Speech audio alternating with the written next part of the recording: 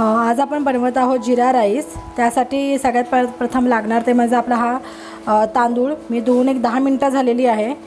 स्वच्छ धुवून घेतलेला आणि पाणी निथळून घेतलेलं आहे। त्याच्याबरोबर लागणार आहे जिरं आणि तूप, थोडीशी जिरे पावडर आणि कांदा आणि कांद्याची पात। त्यामध्ये मी एक मोठा चमचा तूप घातलंय। तूप घातल्यानंतर सगळ्यात प्रथम घालायचं जिरं। मी जवळजवळ दोन मोठ्या वाट्या तांदूळ घेतलाय, मग दोन टेबलस्पून जिरं घालते।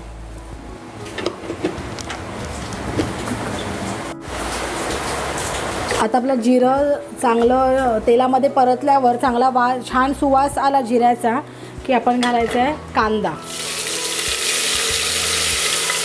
आणि तो कांदा घालणार। त्याचबरोबर थोडीशी कांद्याची पात, स्प्रिंग ऑनियन, आणि हे छान परतूया।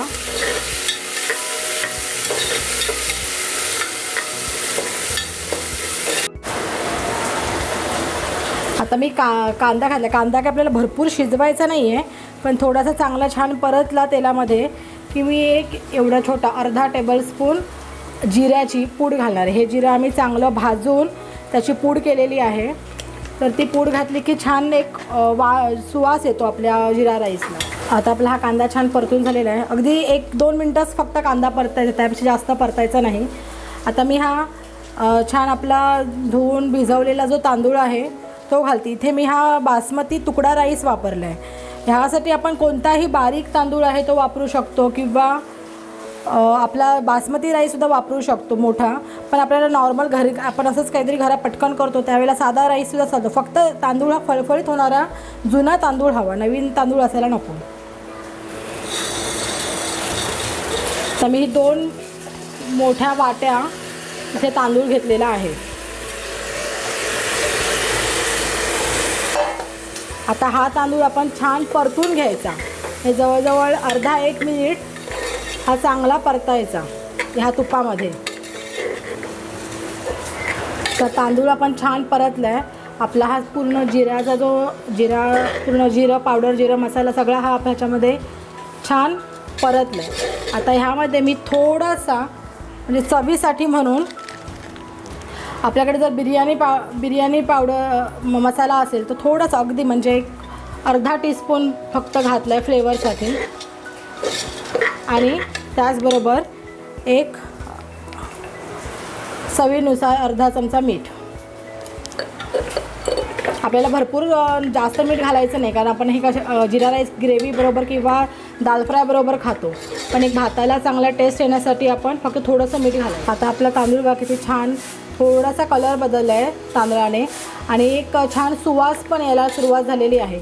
आता ह्या वेळेला आपण त्यामध्ये मी एक जेवढा तांदूळ आहे त्याच्यात 1.5 पट पाणी घेतलेलं आहे। म्हणजे 1 वाटी असेल तर 1.5 वाट्या पाणी, गरम पाणी घालते म्हणून 1.5 वाट्या।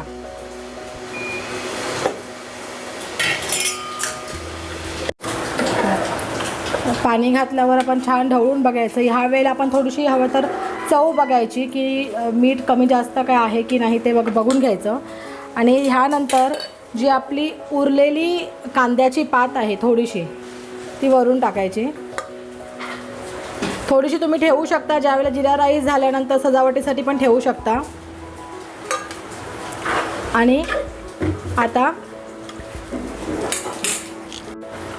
कुकरचं लीड लावून 2 शिट्ट्या काढूया आणि मग आपला जिरा राईस तयार असेल।